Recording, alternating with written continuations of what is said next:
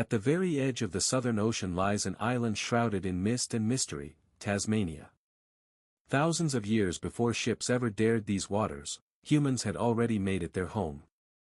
From above, the island seems wild and untamed, dense forests that stretch like a living ocean of green, rivers twisting like veins through the rugged mountains, and winds that whistle secrets through the jagged coastline.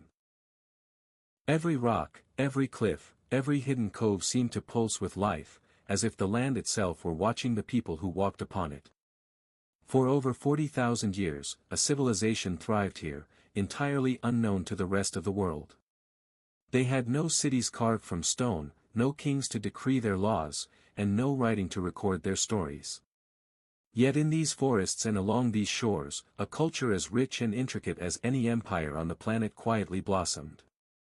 Isolation was their gift. It shielded them from the diseases, wars, and chaos that swept across continents. It allowed their traditions, songs, and survival knowledge to evolve undisturbed for millennia. But this very separation, this remoteness that kept them alive, would one day become a double-edged sword, leaving them vulnerable to forces they could not see coming. Theirs was a world shaped by the rhythm of the land. The winds dictated where fires could burn. The tides dictated where fish could be caught. The seasons dictated when families could gather, hunt, and migrate. Every day was a negotiation with nature, every choice a thread in the intricate web of survival. And yet, for all its beauty and resilience, this island held a secret, the story of a people whose existence the world would one day claim had vanished, whose songs would echo only faintly in memory, and whose culture would become a shadow that haunted the very land they had called home. For tens of thousands of years, the Tasmanian Aboriginals lived in perfect attunement with the island. Their lives were governed not by calendars or kings, but by the rhythm of the sun, the tides, and the whisper of the wind through the eucalyptus. They made tools from stone, bone, and shell, crafted with astonishing precision. Every spear, every cutting edge, every fire-hardened implement carried the wisdom of countless generations. To an outsider, these tools might have seemed simple, but simplicity was survival perfected. Their hunting techniques were subtle and intelligent. Men would track wallabies, seals, and birds for hours, reading footprints in the soil, the sway of the grass, even the faintest scent in the air. Women gathered shellfish along rocky shores, dug roots hidden beneath the earth, and knew every plant that could heal, nourish, or poison. Every meal, every morsel, was the result of knowledge honed for tens of millennia. Family and community were the heart of their world. Clans moved in small bands, sharing every resource, every story, every memory. Children learned by watching, absorbing the movements of elders, the patterns of nature, the secrets of fire. There were no schools, no textbooks, yet every child left childhood armed with the survival skills of a people who had thrived for 40,000 years. Fire was central to their existence, not just for warmth or cooking, but as a tool of creation. Fires were kept in sacred spaces, tended with care, and passed from one family to the next. They shaped the forests, guided hunting paths, and even controlled the movement of animals. Every flicker of flame was both practical and spiritual, a symbol of continuity across generations. Every flicker of flame was both practical and spiritual, a symbol of continuity across generations. Rituals and celebrations marked the cycles of life. Initiation ceremonies, seasonal gatherings, and communal feasts were not mere entertainment, they were the threads that bound memory, knowledge, and identity together. In dance and chant, in the careful painting of bodies and objects, the past and the present intertwined seamlessly. What outsiders might have called primitive was actually mastery of survival, memory, and adaptation. Every stone, every gesture, every firelight told a story of resilience. It was a civilization hidden from the world, quiet but profound, a culture that had perfected the art of living in harmony with nature. And yet, for all this sophistication, their world remained fragile. What had kept them safe for tens of thousands of years, their isolation, their secrecy, would one day become the very reason history almost forgot them. For the Tasmanian Aboriginals, the world was never silent. Even when the forest stood still and the sea lay calm, voices lingered, not the voices of the living, but of those who had walked the island long before. The ancestors were not gone. They had simply changed their form. They lived in the land. In the curve of a coastline. In the shadow of a mountain. In the way fire danced when the wind shifted. There were no sacred books, no written prayers. Instead, knowledge traveled through song, story, and memory. Elders spoke, and the past breathed again. Each story carried instructions: how to hunt, how to heal, how to behave, how to survive. To forget a story was not just ignorance, it was danger. Songs were maps. Myths were laws. Chants were history.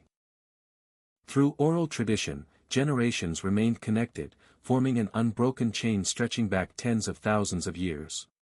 A child did not simply learn who they were, they learned who they came from, and who watched over them still. Spiritual life was woven into every moment. Animals were not just prey, they were kin. Certain creatures carried ancestral power, and harming them without ritual permission risked spiritual imbalance. The forest was alive with presence. The ocean remembered every footstep that had touched its shore. Shamans, keepers of spiritual knowledge, stood at the fragile boundary between worlds. They interpreted dreams, healed illness, and communicated with forces unseen. Illness was not always physical, sometimes it was a sign that an ancestor had been offended, or a sacred rule broken. Death did not mean departure. When someone died, their spirit returned to the land, becoming part of the island itself. Bones, ashes, and sacred objects were treated with reverence, not fear. The dead continued to guide the living, watching silently as new generations learned the ancient ways. At night, as fires burned low and shadows stretched across the ground, stories were whispered, reminders that no one ever walked alone. The past stood close, listening. And in this world of unseen presences and living memory, the ancestors did more than watch. They endured. For countless generations, the horizon had been empty. The sea marked the boundary of the known world, a vast, moving edge beyond which nothing familiar existed. Then one day, something appeared where no living thing had ever been seen before. A shape on the water. Tall. Rigid. Moving against the wind. The first European ships arrived like ghosts, their sails pale against the sky. From the shoreline, the Tasmanian Aboriginals watched in silence. They had no stories for this moment, no songs that explained what they were seeing. The ocean had carried something unnatural toward them. At first, there was curiosity. Strangers stepped onto the land, their skin lighter, their clothes heavy and strange. They carried objects that glinted in the sun, tools unlike stone or bone. Their movements were stiff, their gestures unfamiliar. Two worlds stood facing each other, unsure how to speak. There were moments of cautious exchange. Food was offered. Gestures were mirrored. For a brief instant, it seemed possible that this encounter might pass without violence, that the visitors would come and go, like the tides. But shadows followed them ashore. The newcomers did not see a living landscape filled with ancestors and spirits. They saw unused land. Empty space. A place waiting to be claimed. Their footsteps cut through sacred ground without recognition, and their fires burned where they had not been invited. Misunderstanding grew quickly. When tools were taken, it was called theft. When land was defended, it was called aggression. What one world understood as survival, the other labeled as savagery. Fear crept in, quiet at first. The island's rhythms were disrupted. Paths once used for generations were blocked. Animals fled from unfamiliar sounds. The balance between people and land began to strain, though few yet understood why. This was not yet war. Not yet destruction. But the air had changed. The meeting of worlds, once filled with fragile curiosity, now carried a weight, an unspoken sense that something irreversible had begun. The island, which had sheltered its people for tens of thousands of years, was no longer unseen. And with visibility came danger. The greatest danger did not arrive with weapons. It arrived silently. Invisible to the eye, unfamiliar to the body, disease moved faster than any ship. Coughs spread through camps. Fevers burned through families. Illness struck without warning, and the old remedies, the plants, the rituals, the songs, failed to bring relief. For generations, the Tasmanian Aboriginals had lived largely untouched by the diseases of the outside world. Their isolation had protected them. Now, that same isolation left them defenseless. Smallpox. Measles. Influenza. Names they did not know, forces they could not see. People weakened quickly. Elders, keepers of memory and law, fell ill first. With them went knowledge that had never been written down. Each death was not just a life lost, but a library burned. As sickness spread, trust began to fracture. The newcomers spoke of protection and order. They promised safety, food, and peace. Some offered blankets. Others offered shelter. The language was calm, official, reassuring.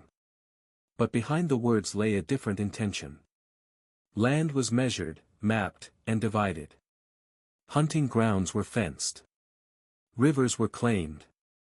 Movement, once guided by seasons and instinct, was suddenly restricted by rules written in a language the island's first people could not read. Families were told to relocate, for their own good. Communities were urged to abandon ancestral ground. Sacred spaces were dismissed as obstacles to progress. This was not conquest by force alone. It was administration. Papers replaced weapons. Policies replaced open violence. Decisions were made far from the forests and coastlines, by people who had never listened to the land or its stories. Displacement followed illness like a shadow. Those who survived disease found themselves pushed into unfamiliar territories, cut off from food sources, rituals, and ancestral sites that gave meaning to daily life. Separation from land was not merely relocation, it was spiritual rupture. What was happening did not resemble war. There were no clear battles, no final moments of defeat. Instead, there was erosion. Slow, methodical, relentless. Extinction, it became clear, did not require a massacre. It only required time, paperwork, and the quiet certainty that one way of life could be erased and replaced without consequence. What began as erosion turned into pursuit. As settlers spread across the island, conflict hardened into something deliberate. The forests that once sheltered families became places of hiding. The open plains that once fed communities became danger zones. Survival now meant movement without visibility. This period would later be called the Black War, a name that disguised its true nature. It was not a war between equal sides. Armed settlers formed hunting parties. Rewards were offered for capture. Violence became routine, often unrecorded, often denied. Aboriginal resistance, defending land, food, and family, was labeled criminal. Retaliation followed swiftly and disproportionately. The island grew smaller. Paths that had guided generations were cut off. Camps were abandoned overnight. Fires were extinguished to avoid detection. Children were taught to remain silent, even in fear. The rhythm of life, once shaped by seasons, was now shaped by avoidance. Then came the plan that revealed the full intent. In 1830, authorities launched an operation unlike anything the island had seen, the Black Line. Hundreds of soldiers, settlers, and convicts formed a human chain across Tasmania, ordered to sweep forward together. Their goal was simple and chilling, to force every remaining Aboriginal person into capture or death. The land itself resisted. Forests broke the line. Mountains scattered it. Silence swallowed their advance. Militarily, the operation failed. Few people were captured. But success was never measured only in numbers. The message was unmistakable, there was nowhere left to run. Fear became constant. Exhaustion followed. Survival required invisibility, yet the pressure never lifted. Every rustle in the trees, every distant sound carried threat. And still, life persisted. Small groups endured in hidden valleys. Knowledge passed quietly, under cover of night. Resistance did not always mean attack, sometimes it meant endurance, the refusal to vanish despite overwhelming force. This was humanity reduced to its rawest form, not heroism, not progress, but domination justified as necessity. A game played with lives, where one side wrote the rules and the other bore the cost. The Black War did not end with victory or surrender. It ended with silence, stretched thin across an island that no longer felt like home. As the noise of conflict faded, a new kind of silence took its place. By the mid-19th century, the Tasmanian Aboriginals had largely vanished from public view.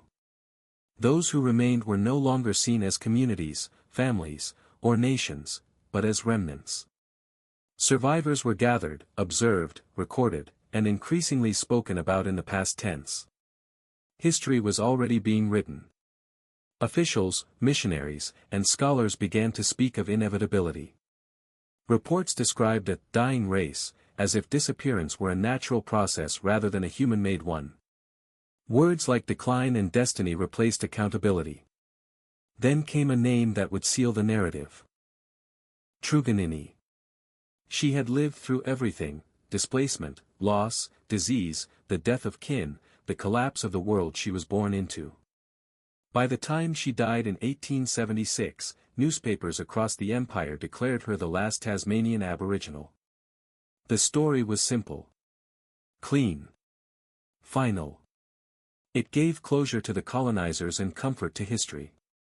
If she was the last, then what came before could be safely sealed away, archived, studied, and forgotten. But the simplicity was a lie. Truganini herself had resisted this ending. She asked that her body not be displayed, not be turned into an object. Yet even in death, her remains were claimed, preserved, exhibited, proof of extinction for those who wanted it to be true. The myth served a purpose. If no one remained, there would be no voices to challenge the past. No claims to land. No living memory to complicate the story of progress. And so, an entire people were declared gone, not because they had vanished completely, but because it was convenient to say they had. History closed the book. But books, unlike memory, can be wrong. After the book was closed, life did not stop. Away from official records and colonial ledgers, something quiet continued to move, soft, unnoticed, and deliberately unseen. Survival did not announce itself. It learned to hide. Children were born who were never counted. Stories were told without being written down. Names were changed, lineages blurred, identities folded into silence. Not because memory was lost, but because remembering openly had become dangerous. In remote settlements and coastal edges, fragments endured. A way of preparing food. A rhythm tapped into the ground. A story told only at night, only to those who could be trusted. What survived was not whole, it was carefully broken into pieces, small enough to carry without being destroyed. Outsiders mistook this quiet for absence. They searched for ceremonies performed in public, languages spoken aloud, faces that matched old sketches. When they found none, they concluded survival had failed. They were looking in the wrong places. Culture does not always survive as spectacle. Sometimes it survives as instinct. In gestures that no longer need explanation. In habits inherited without names. In grief passed down like a shadow whose source is never spoken. For those who carried this inheritance, survival was not resistance, it was adaptation.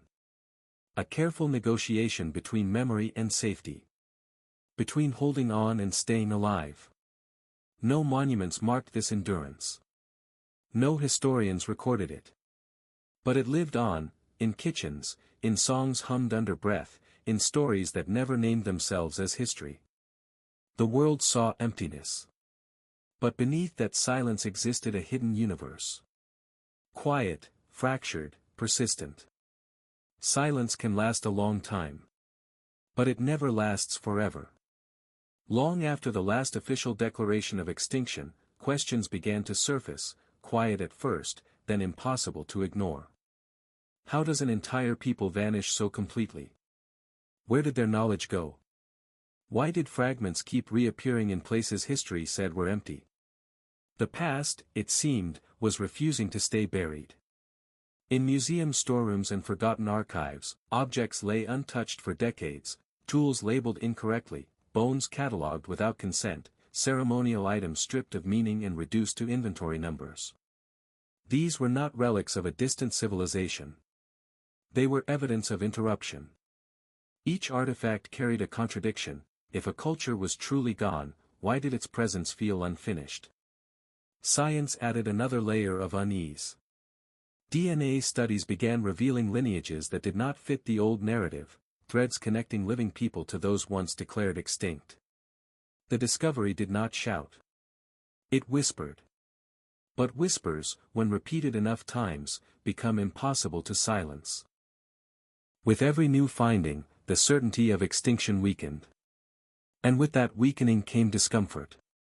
To acknowledge survival meant confronting what had been done. It meant admitting that disappearance was not fate, but consequence. That policies, institutions, and beliefs had played active roles in erasure, not only of lives, but of truth itself. The question was no longer what happened to them. It became why were we so willing to believe they were gone? The ghosts of the past were not supernatural. They lived in footnotes. In missing names. In stories that ended too neatly. They haunted the present not to frighten, but to demand recognition. This confrontation was not dramatic. There was no single apology, no moment of closure. Only an accumulating weight, the realization that history had been edited, and the edits had consequences. The line between disappearance and survival, once thought solid, now blurred. What looked like an ending began to resemble a deliberate forgetting. And forgetting, it turned out, was the most violent act of all. Fire does not vanish. It changes form. For generations, the world believed the story had ended, that the last voice had fallen silent, the last footprint washed away by time. Textbooks closed the chapter. Museums labeled the remains. History moved on. But history was wrong. What was mistaken for extinction was something quieter and far more complex. Survival did not announce itself. It did not build monuments or demand recognition. It endured in fragments, in names passed down carefully, in gestures repeated without explanation, in stories told softly so they would not be taken away. Culture did not disappear. It learned how to hide. Songs were no longer sung in open gatherings, but hummed to children at night. Knowledge of land and seasons was not written down, but remembered in the body, in how to walk a coastline, when to gather, when to wait. Identity was carried inward, protected where it could not be erased. This was not the survival of numbers. It was the survival of meaning. The fire that once burned across Tasmania's forests did not go out, it became embers, scattered but alive. And embers, when given breath, can ignite again. Today, those embers glow. Descendants reclaim language, reconstruct ceremonies, and speak names once meant to be forgotten.